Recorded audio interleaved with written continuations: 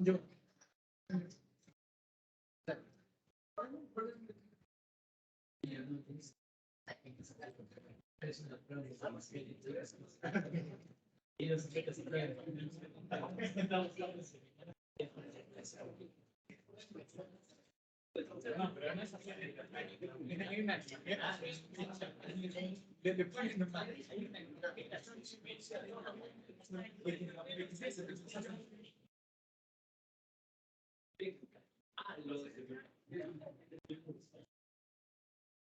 Creo que no, aquello debería estar bien.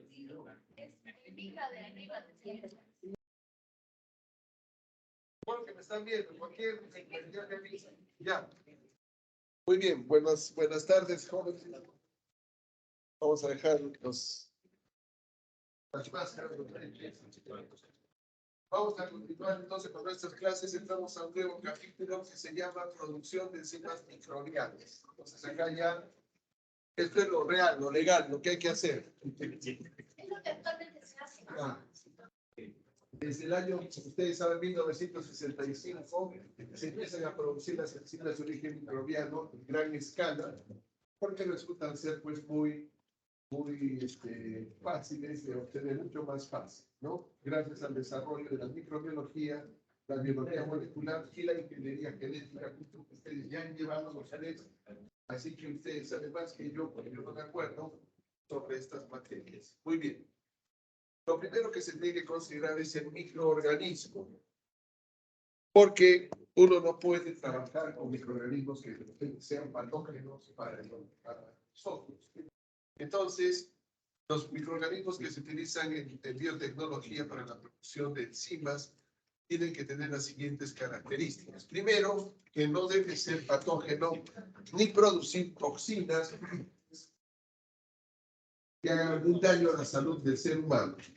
Eso significa que el organismo debe ser graso, ¿no? Que significa que realmente reconocer como seguro, creo que eso ya lo tengo en otra materia, para que la enzima producida por él también sea grasa, ¿no? Aceptar un microorganismo para que sea graso puede demorar mucho tiempo. Antigualmente duraban 8, 9, 10 años hasta que se reconozca que no produce algún daño, que se pruebe que no produce algún daño a la salud, ¿no? Esto creo que nos puede servir como un ejemplo de lo que es realmente el mundo científico, donde hay que probar, después de mucho tiempo de experimento, que algo está correcto, que algo está bien. Las vacunas que nos han dado, que nos han ofrecido, sobre todo aquellas que son novedosas, vacunas de RNA y de DNA, pues no tienen una prueba muy grande, entonces esa es, digamos, la parte negativa del proceso, ¿no? Si en los últimos años encontramos algún efecto por pues vamos a aceptarlo, lo vamos a apoyar. Ni modo, ¿qué vamos a hacer? Sin embargo, uno podría pensar que las vacunas chinas, por ejemplo, que son de microorganismo inactivado, resultarían ser más eficientes, porque ya se está probando. Más seguro sería porque ya lo puedo hacer. Claro, sin embargo, no ha sido tan así. Creo que ha habido mejor respuesta de parte de las vacunas de RNA y de DNA que las vacunas de Sinovac. Lo cual nos deja en la esperanza que parece que funciona. Pero miren, si no ha habido un tiempo, digamos, de prueba acechado, entonces eso está todavía en es lo que están reclamando algunos investigadores, algunos promotores de que no se puede usar algo que no se ha probado plenamente por el tiempo adecuado, ¿no? 8 años, 9 años, 10 años, 12 años se programa probar que un microorganismo era grasa. Entonces, bajo ese criterio, ya los purificadores de enzima dicen, ¿para qué va a pasar tanto tiempo probando que este microorganismo es grasa? ¿Por qué no mejor busco otro que tenga la misma enzima y de repente tengo algo menos eficiencia, pero me va a servir? ¿No? Ya está probado que es grasa, ya no pierdo este tiempo. Es lo que se hace actualmente, ¿no? Una segunda característica es que las enzimas deben ser extracelulares, sobre todo extracelulares. Ya saben por qué. El hecho que sea extracelular, primera cosa positiva es que es una enzima muy robusta, muy resistente, que es lo que buscamos. Segunda cosa es que es más fácil de purificar. Solo vamos a purificar de lavado de un medio cultivo sólido. No tenemos que estar rompiendo membranas celulares, tener partículas contaminantes ni nada, ¿no? Por eso, esta semana, por eso les decía, en este instante, la biotecnología en nuestra región debe desarrollar, porque tenemos una gran variedad de microorganismos. Tenemos una cantidad de climas, yo diría que todos los climas que existen en la naturaleza, donde podemos buscar cantidad de microorganismos que pueden tener muchos beneficios para nosotros, ¿no?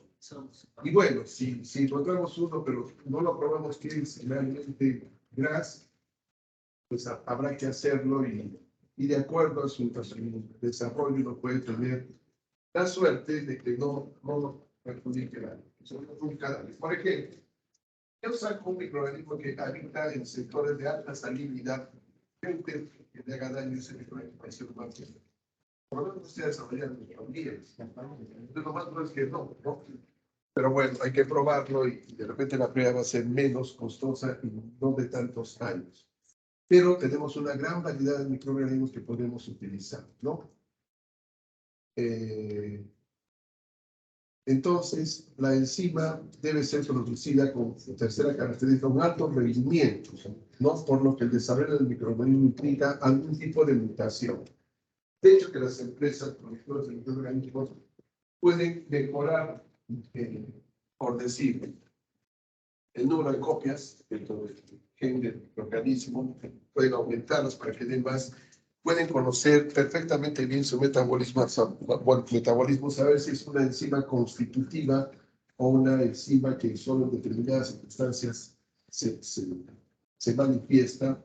En tal caso, si es en determinadas circunstancias que es muy importante obtenerla, pues habrá que ver cuál es el activador de la enzima que la activamos. Si tiene algún mecanismo de represión, conocerlo exactamente. Si tiene algún mecanismo de activación, conocerlo. Y de esa forma podemos conseguir, pues, que la enzima de producir con alto rendimiento. Ya la última etapa sería, el último eslabón de esto sería que alguien tiene ingeniería genética que para la tecnología, porque todavía no está al alcance, ¿no? Como decía alguna vez un ingeniero bioquímico español que tuve la suerte de asistir a un curso, me decía, ustedes que viven en Perú, que no se metan a hacer cosas que se hacen en Estados Unidos, en Inglaterra, porque no tienen la tecnología. Tienen que hacer que... Es que es cierto. Ustedes tienen que hacer lo que se puede hacer en el Perú, ¿no? O sea, déjenos a nosotros. Primero los países, uno, que son Alemania, Francia, Estados Unidos, que hagan pues sus cosas sofisticadas. En dos grupos sería pelear nosotros, España, Portugal, probablemente Brasil, sí, probablemente. Y ya el tercer grupo ya están todos ustedes, pues, el grupo, ya toda América Latina. Así me dijo, toda América Latina retirando el ABC, ¿no? ¿Qué es el ABC? Chile. O sea, como quien dice, Argentina, Chile está en otro nivel. Después ya todos los demás, pero un Venezuela, Bolivia, que se dio Colombia, ¿no? Bueno, pero ahora se ha disparado un poquito México. Y bueno, y Cuba, que siempre saca la delantera por sus equipos, todos alicaídos, pero Cuba es un país serio. Bueno, pero ahí estamos. Entonces, hay que buscar exactamente qué es lo más conveniente. No voy a hacer ingeniería genética, ¿no? ¿Quieres hacer ingeniería genética? ¿César? Sí. No.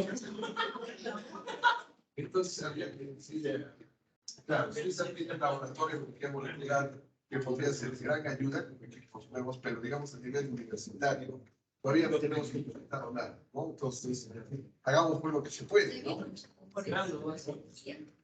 Ya tuviste usted mi tesis, por ahí también otro alumno ya se conoce mi tesis, donde van a buscar una enzima que sea termoresistente al genes de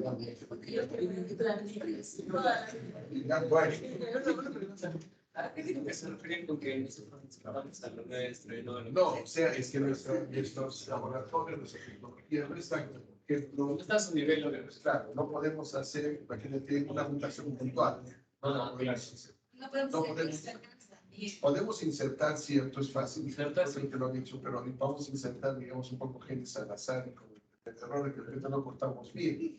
En otros países sí tienen esa tecnología, ¿no? Entonces, hacer ingeniería genética es un poquito complicado, pero para nosotros vamos buscar un encima entre tantas especies. O sea, que vamos a lo más simple, lo cual sí Pero- podemos hacer. Pero compensa, Claro. porque si encontramos una enzima que es beneficiosa para la Claro. industria, pues la hicimos, ¿no? Sí, claro. Lo hicimos al azar, porque tuvimos la suerte de nacer en el Perú, ¿no? Como dice nuestro presidente, somos un país rico, ¿no? No, perdón, ¿qué somos? No somos nada. Bueno, tenemos un montón de tecnología, no tenemos tecnología, pero tenemos recursos, ¿no? A través de la historia, Perú tuvo la suerte de contar con una especie de árbol, el árbol de la quina, que nos permitió en un momento ser una potencia en el tratamiento de la malaria, que era la enfermedad que mataba más animales en el mundo. En un momento dado tuvimos las aves guaneras que nos proporcionaban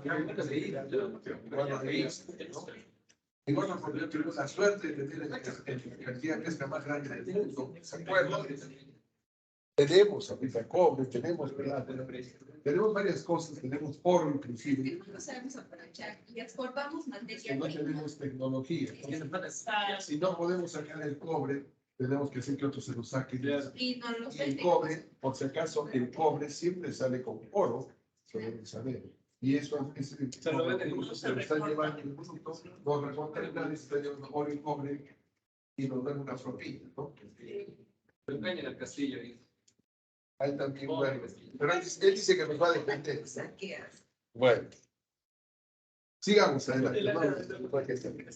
Entonces, el costo de producción también debe ser razonable. Se prefieren las enzimas constitutivas, es decir, las que siempre se activan, con respecto a aquellas que necesitan realizar el inductor en el medio. ¿Ya? Todo eso hay que evaluar. ¿Eso me conviene o no me conviene? ¿Alguien se cayó? ¿Le han disparado? ¿Dónde están disparando?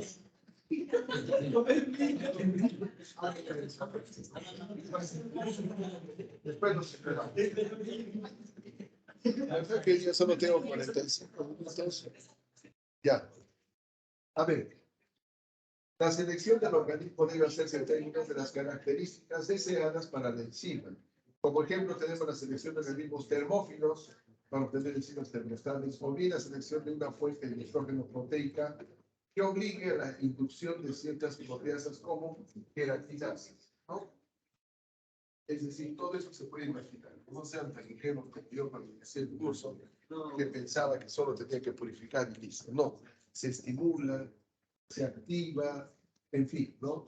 Hay que ver el momento exacto, se le cambia el medio de cultivo, se le da facilidades para que la salida de la enzima sea más rápida, en fin, hay muchas cosas que vamos a ver en este capítulo. ¿Ya? Acá tenemos algunos microorganismos que ya han sido que ya han sido probados, que son utilizados en la biotecnología, por ejemplo, el Aspergillus niger, que para mí sí es dañino, pero ahí está, y lo tienen la impresión de ustedes. ¿Qué enzimas se obtienen de este? Miren tantas: alfa-amilasa, celulasa, glucoamilasa, lactasa, pectinasa, catalasa, glucosoxilasa, proteasa, lipasa, y ahora unas 10 más, yo creo, ¿no? ¿Y por qué tantas? ¿Por qué? Porque como ya ha sido reconocido como un seguro, pues tratan de buscar qué enzima puedo aprovechar de él, ¿no? Esa es una gran ventaja. Busco enzimas que tengan alguna posibilidad en la industria. Aspergillus oryzae, el otro hongo, alfa-amilasa, glucoamilasa, lactasa y lipasa. Otro hongo, Rhizopus oryzae, alfa-amilasa, glucoamilasa y pectinasa. Bacillus subtilis, este es la bacteria que no vale nada del suelo, la encontramos en toda la botada, alfa-amilasa y proteasa. Sí, y no solo eso, sino cultivar bacillus subtilis es un chiste, no necesitan, en cualquier cosa que crece, ¿no?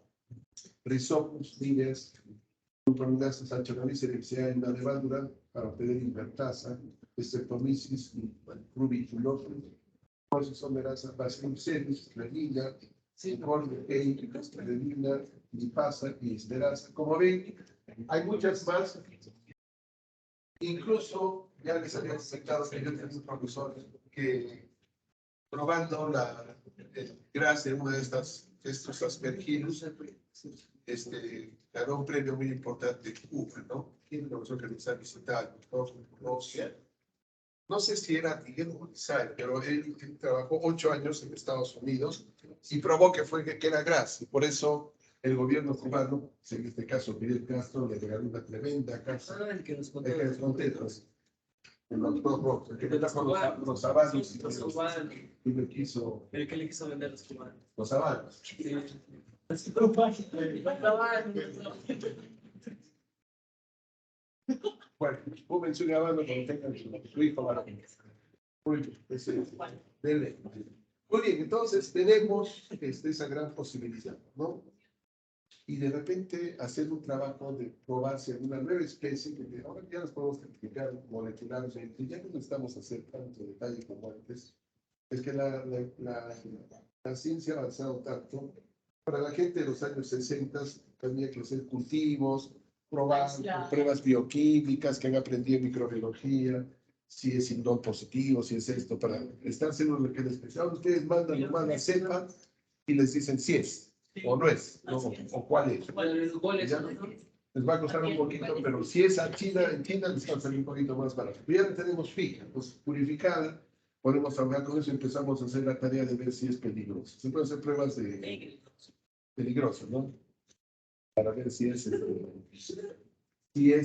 si causa algún tipo de daño a la salud. Entonces, lo probamos, ya pues se puede usar, lo tenemos ese sin ningún problema. ¿Ya? ¿Hacia qué apuntan las investigaciones actuales? Esta lámina, creo que le he puesto hace 15 años, pero siguen siendo las mismas investigaciones actuales. Algo debe haber cambiado, de hecho, ¿no? El uso eficiente de los nutrientes del medio de cultivo. Eso puede ser motivo del trabajo de investigación. Por ejemplo, encuentran un desecho agrícola y pueden utilizarlo como fuente de carbono, como fuente de nitrógeno y probar el crecimiento de algunos microorganismos, ¿no? Si crecen, ahí sí, ¿no? Entonces, se trata de buscar el aprovechamiento total. Tenemos pues, varios desechos agrícolas, por ejemplo, cáscara de cebolla, cáscara de carne, cáscara de papa, exoesqueleto de camarón, en el caso de los crustáceos, tenemos escamas de pescados, tenemos de elaboración de quesos, hay un montón de residuos de la leche. O sea, hay un montón de posibilidades que se pueden probar para ver si estos microorganismos pueden crecer eficientemente. ¿No? En este sentido, por ejemplo, el aprovechamiento de la celulosa y la lignina representa una tarea de gran impacto. Se han modificado levaduras de cervecería para introducir genes que codifiquen para glucoamilasis. De esa forma, es posible producir cervezas ligeras al ser degradadas las dextrinas residuales, que son las que dan ese sabor amargo, ¿no? ¿Quién de ustedes es experto en cervecería?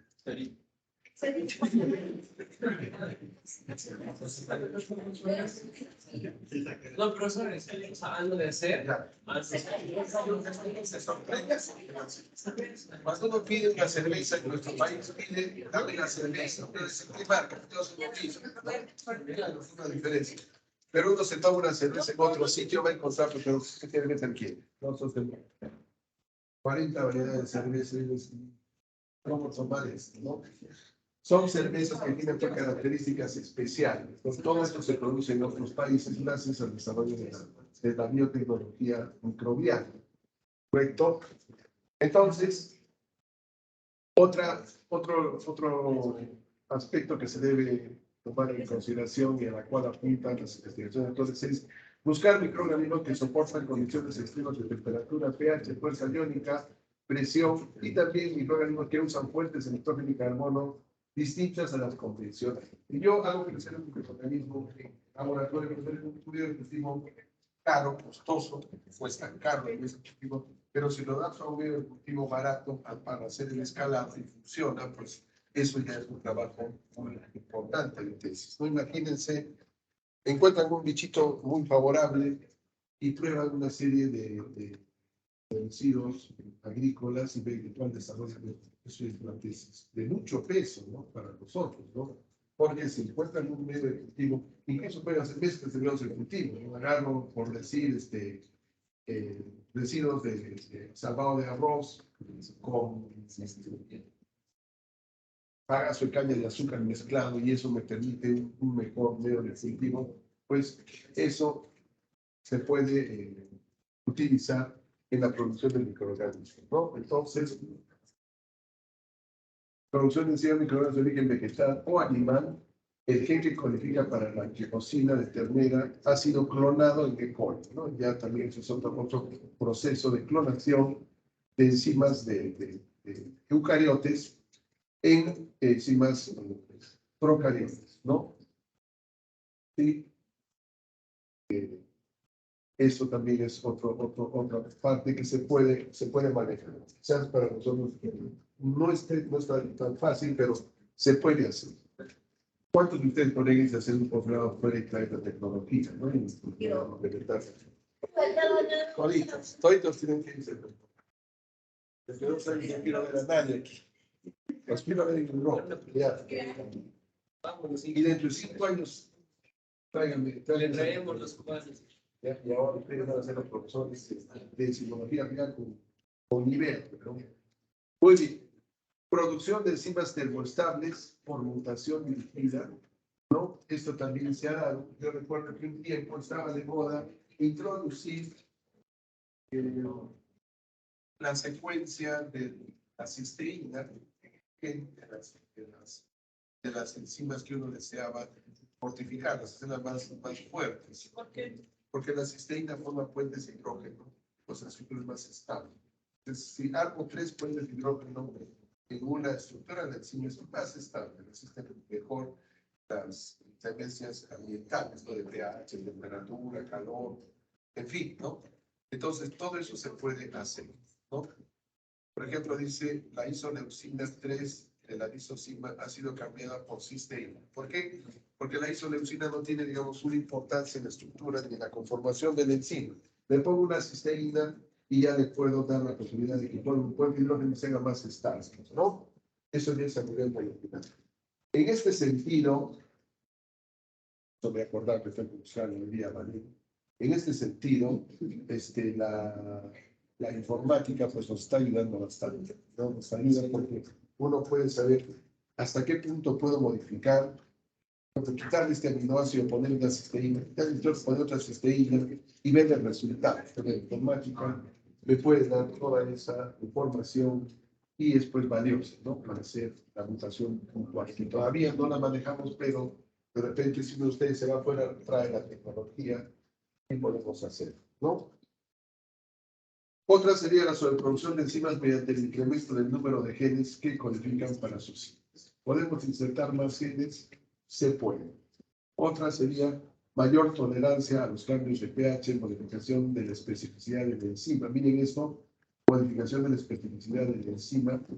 Se puede hacer mayor resistencia a la inhibición por iones, modificación de la estructura de la enzima para facilitar su inmovilización. Todo eso se está haciendo actualmente.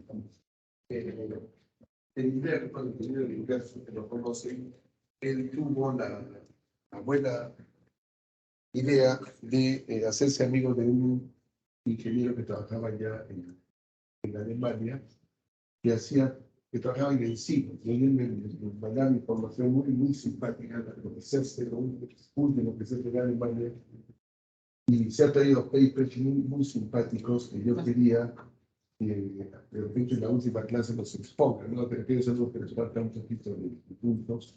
Pero les falta, ¿no? También. La semana que viene, ¿Por qué hacer? Porque ya son los que darían nomás la práctica y la otra práctica que pone 2 o 3 números. Pues en prácticas tenemos que hacer fraccionamiento, ¿no? Es la continuación 4 del informe. Puedo seguir subiendo. No. Lo que íbamos a hacer es ya concentrar la muestra, ¿no? Poner en una voz de diálisis, retirar los contaminantes. ¿Saben qué es parte 4 todavía? Había una más, pero ahí hacíamos una cromatografía, pero como les digo, no sé. Ya me da pena pedirle a Gary, porque Gary no sé de dónde me consiguen, pues siempre me traen, ¿no? Así hay. Está bien, ¿no? Ustedes quieren, ¿ustedes han hecho algún curso de cromatografías? Creo que sí. Que se hace. No lo hemos hecho. Nosotros con hemos hecho hasta el virtual. 2019 más bien.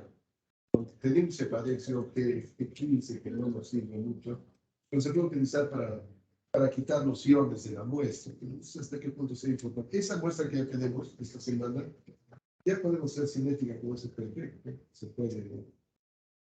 Pues, Esa es pura. claro, es casi Comercializado todavía. se podría, por ejemplo, comercializar como decía, para la enseñanza de la enzimología, ¿no? Para ser cinética. Ese es en ahí. Pero para eso se necesita eso. No, pero Así no se debe hacer. Así se aprende. Así es como. lo que se pretendía es que vean cómo se purifica el enzima. Ahora podemos explicar cualquier otro. Pero hay información, o sea, no se arriesguen a partir del cero. Busquen información, así es que nada, los factores. ¿No? Yo me acuerdo que con la primera enzima que trabajé en mi vida de estudiante, saqué todas las publicaciones que había, las conseguí, no sé de dónde, de varios sitios, y empecé a pedir a todo el mundo que me las traiga, ¿no? Eran como 68 publicaciones de interés y llegué a recuperar como 50, ¿no? Las saqué de varios sitios, ¿no? Pero había información, ¿no? Nunca la tengo. Fue mi tesis de... Antes de mis tesis en bachillerato, hice mi tesis. Ahora Nada, también. También estaba haciendo de bachiller. solo que por la ¿Verdad? Y hablando de tesis, hoy ya tengo una tesis, ni siquiera la tengo en la mano. Ni siquiera tengo en la mano. ¿Lo están haciendo ustedes? Sí, ya está. Bachillerato automático. Hasta la promoción. Tiene que ser así. ¿Sí? Es una oportunidad muy importante para hacer investigación. Pero en ese entonces conseguir una fotocopia, pues era posible, costaba un montón de claro. Ahora no, ustedes directamente se van a la fuente y las jalan, ¿no? Sí, pues sí. No tenemos que pasar nosotros, ustedes todo facilitan y nada. Bueno, sigamos. Acá tienen unas direcciones donde van a mirar. Bueno, si tenemos tiempo después las vemos, pasemos. Ya. Se puede aumentar la producción de enzima por un microorganismo. Para controlar la síntesis enzimática, las células microbianas cuentan con mecanismos de inducción y represión, ¿no? ¿Se acuerdan lo que es eso? Sí, inducción y represión. Ya. Sí, El conocimiento de estas formas de regulación ha permitido desarrollar sistemas de alta probabilidad, no solo a través de mutaciones, sino también mediante el manejo del medio ambiente y de la ingeniería genética. Inducción y represión. Veamos qué es eso. Enzimas inducibles. Una enzima inducible, bueno, la mayor parte de las enzimas comerciales que se venden son inducibles, es decir, que tenemos que colocarle alguna sustancia que permita que se sintetice la enzima. ¿Cuál sería esa sustancia? Generalmente el sustrato de la enzima, como inductor. ¿Ya? Acá también entra el modelo de Jacobi Monod, de donde saqué esta información del año 61. El inductor permite la síntesis de la enzima al unirse con el represor que bloquea al gen operador, impidiendo su transcripción. Hay un gen represor que está impidiendo su transcripción, pero viene el sustrato y se une, ¿no? Desbloquea eso e inmediatamente empieza la producción de la enzima, ¿no? Cuando el inductor es de alto peso molecular, ahí tenemos un problema. ¿Cómo lo metemos al exterior de la célula? Complicado. Entonces, hay que manejar un poco la estructura. Y supongamos que sea celulosa el inductor, es una celulasa la enzima que queremos obtener, pues no va a entrar la celulosa ni a balas, no va a atravesar la membrana celular ni la pared celular. Entonces, podríamos usar celobiosa, chiquitita, que es un dímero de glucosa con enlace beta, propio de la celulosa, pero solo es un dímero, entonces sí atraviesa. Es el periodonto, ¿no? Acá tenemos algunos ejemplos de inductores. Estas son enzimas de alta utilidad en el mercado. Extrasacarasa, que se obtiene del colostrum pues enteroides. Miren, es muy útil, ¿no? Esta es una especie de, ¿cómo le diría yo? Dentro de los microorganismos, para la biotecnología, este es un peón, pero el peón es de alto rendimiento, ¿no? Es muy utilizado en biotecnología, ¿no? Eso es la biotecnología, utilizar organismos, aparte de ellos, para obtener algún beneficio, ¿no? Este es, el inductor sería sacarosa, ¿no? La dextranasa es la enzima que nos intereses o inductores extraños, alfa-amilasa, el almidón, natrispinasa, la narinquina, la purinasa, la maltosa, la invertasa es el monoparbital de sacarosa, glucosa isomerasa, la silosa y la tirosinasa, la tirosina D o E. Obtener estos inductores también ha sido cada uno motivo de un trabajo de investigación, ¿no? Para ver cuál es el mejor inductor para obtener la enzima, ¿no? De estos microorganismos. Se dan cuenta. Bien, si bien los microorganismos son los mismos, GRAS que hemos mostrado hace un ratito, con algunas diferencias, pero ya también están probados que son GRAS. En los mecanismos de represión, más bien, es la inhibición en la síntesis de una enzima, generalmente inducible, como lo dije hace un ratito, pero por intermediarios producidos en el rápido catabolismo de la fuente de carbono. Es decir, la enzima empieza a producir metabolitos de fiesos que actúan como represores de la enzima, ¿no? Un ejemplo es la represión de la lactasa por la glucosa en EPOL, ¿no? La lactosa se rompe a glucosa y la misma glucosa reprime a la lactasa, de esa manera evita su síntesis, ¿de acuerdo? En ese sentido, se ha visto algo que es muy interesante para la producción de enzimas, que el AMP cíclico, como segundo mensajero, ya saben ustedes por su bioquímica, está vinculado con estos procesos de represión y su papel, su rol es muy importante en la represión, ya que su concentración intracelular se ve disminuida hasta 1000 veces cuando el microorganismo crece en glucosa y la represión puede ser revertida mediante su reposición al medio. Es decir, si yo pongo al medio continuo AMP cíclico, el mecanismo otra vez vuelve a funcionar correctamente. Entonces, con estas pequeñas estrategias, puedo hacer que la enzima se produzca en mayor cantidad, ¿no? En un determinado momento. Vamos a ver algunos ejemplos de enzimas sujetas a este tipo de represión, conocidas como represión catabólica. Aquí está, ¿no? La invertasa, necrospora clasa, el represor es la glucosa y la misma fructosa también. La lactasa es la glucosa, de dextransacarasa es la sacarosa, de celoviasa es la celobiosa, de las proteasas es la glucosa, de la catalasa, la glucosa, y de la alfa-amilasa es la fructosa, en estos microorganismos, ¿no? Entonces, este mecanismo de represión hay que manejarlo para obtener un mayor rendimiento de la enzima. Muy bien.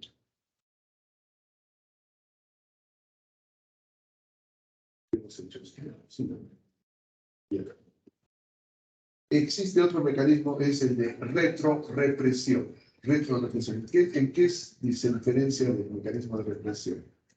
La síntesis de la enzima es la que se ve reprimida por la presencia de productos finales de la biosíntesis. Un ejemplo lo constituye el efecto de ciertos aminoácidos del medio de cultivo en la síntesis de proteínas, ¿no? Esa es la retrorepresión. Vamos a ver entonces cómo se manejan estrategias de la solución de enzimas microbianas. A ver, ¿cómo vamos con el tiempo? 5 minutos. Enzimas inclusive, ya saben, se obtienen mutantes con necesidades reducidas o nulas del inductor, cuando el inductor está. No sé lo que se pretende. Se hacen mutaciones generalmente al azar, aunque podrían ser dirigidas, pero no tenemos esa tecnología en nuestro medio. Y lo que obtengo son mutantes que de repente ya no requieren ese inductor. Entonces, ¿por qué? Porque el inductor es caro y me aumentan los costos de producción. Entonces, no puedo retirar, ¿no? Con una mutación al azar. Un experimento muy simpático se puede hacer con diferentes agentes mutagénicos y ver si es que siguen dependiendo de ese factor, de ese inductor. Las enzimas sujetas a retrorepresión, que es lo último que hemos visto, lo que se pretende en las estrategias es evitar la presencia de los productos finales en el medio de cultivo, es decir, se metaboliza la enzima, hace su labor y esos productos luego retirados de repente por diálisis, los vamos sacando para que no tengan ese mecanismo de retrorepresión. O evitar la acumulación de productos finales mediante la adición de algún inhibidor de la ruta metabólica, ¿no? Esta es mi enzima, pero el producto de mi enzima tiene que ser procesado por otra enzima y este producto de esta por otra enzima, yo puedo detener la ruta metabólica para evitar que se vayan produciendo estos productos finales. No puedo eliminar alguna de las enzimas para que el producto final, que va a ser la retrorepresión, no la realice, ¿no? Hay bastante literatura al respecto. Otra es limitar la disponibilidad de un factor de crecimiento a un mutante ausótrofo. ¿Qué es un ausótrofo? ¿Se acuerdan? Es un mutante que requiere necesariamente la presencia de un componente para poder desarrollar, cosa que no ocurre con la cepa salvaje, ¿no? El mutante sí requiere de ese componente. ¿Ya? Entonces, tratar de limitar esta necesidad de este componente para este mutante que obtenemos. Eso es lo que se pretende. Eliminar los productos finales es otra estrategia. Si los productos finales le producen algún tipo de represión, puedo hacer una diálisis o una ultrafiltración, ¿no? Vamos a ver cuando veamos más adelante cómo los productos pueden, de repente son chiquitos. Imagínense, almidón es mi sustrato. El producto puede ser glucosa o maltosa o maltotriosa. Pero como son chiquitos, pueden salir por una diálisis, una bolsa de diálisis, entonces los puedo ir sacando por una filtración. Se van a salir. Al salirse ya no tienen ese efecto represor, ¿no? También sería obtener muestras, obtener mutantes que no están sujetos a represión o productos finales. Entonces, todas las estrategias se usan actualmente para una mayor producción de enzimas. Y respecto a la represión catabólica, ¿qué se está haciendo? Evitar el uso de la fuente de carbono que ocasiona la represión. Cambiamos la fuente de carbono, tengo una mejor productividad, sustituyéndola por otra de más lenta asimilación. Limitar el crecimiento de microorganismos, ya sea cultivo en quimiostato o fermentación retroalimentada. ¿Qué es un quimiostato? ¿Se acuerdan? Que lo mantengo en la fase exponencial de crecimiento, ¿no? Para tener una mayor productividad. Bueno, se pueden manejar ese tipo de situaciones. Obtención de mutantes resistentes a la represión catabólica. En fin, son estrategias. Cada una de estas es motivo de muchos trabajos de investigación que se están haciendo actualmente. Hay tanta tesis por hacer. Muy bien. Creo que ya me tengo que ir. Un minutito. Ya está. Esto, ¿cómo medimos la actividad de una enzima durante la producción? Si la enzima es extracelular, no hay problema, pues voy a lavar, saco y miro. Pero si mi enzima es intracelular, tengo que romper a la célula. Entonces, sacando un número determinado de células o un peso de determinadas células, romper para luego hacer la ruptura. Pero también podría meter el sustrato, si es que lo hago permeable, y se meta adentro y que el producto también salga y lo pueda venir fuera, que son posibilidades. Ya para enzimas extracelulares no hay problema, pero para enzimas intracelulares hay varias posibilidades. La enzima es activa a pesar de su ubicación. El sustrato y el producto pueden atravesar libremente la pared celular, por lo que la medición puede hacerse directamente en una cantidad conocida de células, o bien es necesario llevar a cabo un proceso de permeabilización de células para evitar que la difusión a través de la membrana sea el paso digital, ¿no? Algún componente permeabilizante, por ejemplo, tolueno, ahí está, acá está, el alcohol isomílico. Algunas sales permeabilizan detalles del día del propio producto. En ambos casos, la actividad medida puede referirse a la cantidad de células empleadas en el examen, ¿no? Pero en otros casos, lamentablemente, hay que romper las células para extraer la enzima. Pues de otra forma, la actividad no se expresa.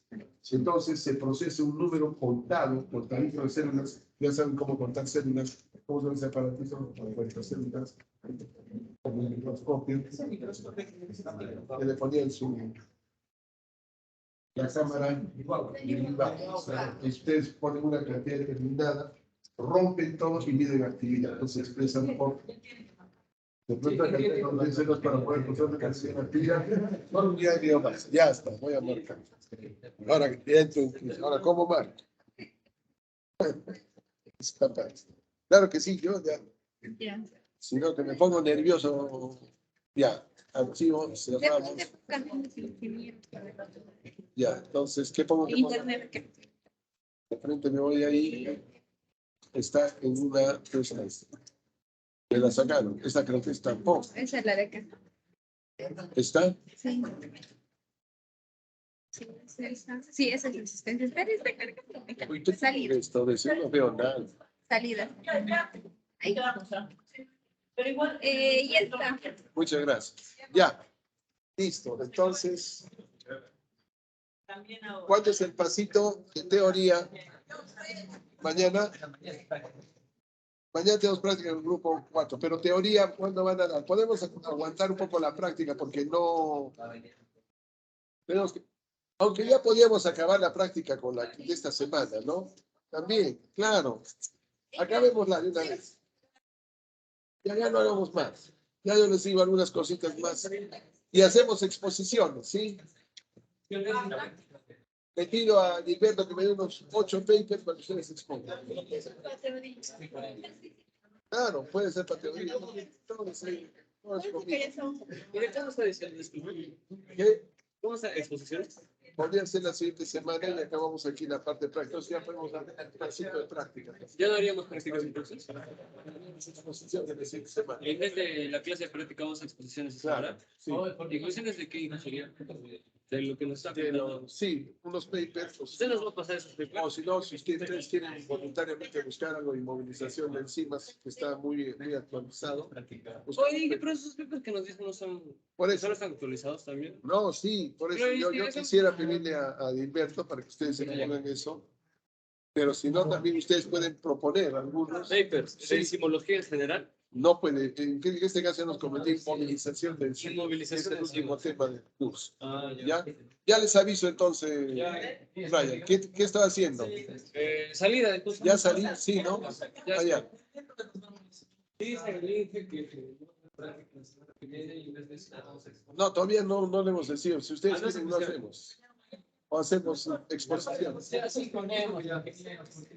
¿Sí, expo? No, la playa. Y podríamos exponer la playa. Vamos a la playa. Exponemos en la playa. Exponemos en Con un Cabanales. cevichito y Claro, una chela helada. Ahí explicamos cómo se queda el caso. Dicen gente que en vez de hacer los informes, mejor vamos a la playa, dicen. Muchas gracias. Entonces, Oye, Que no me llega el mail.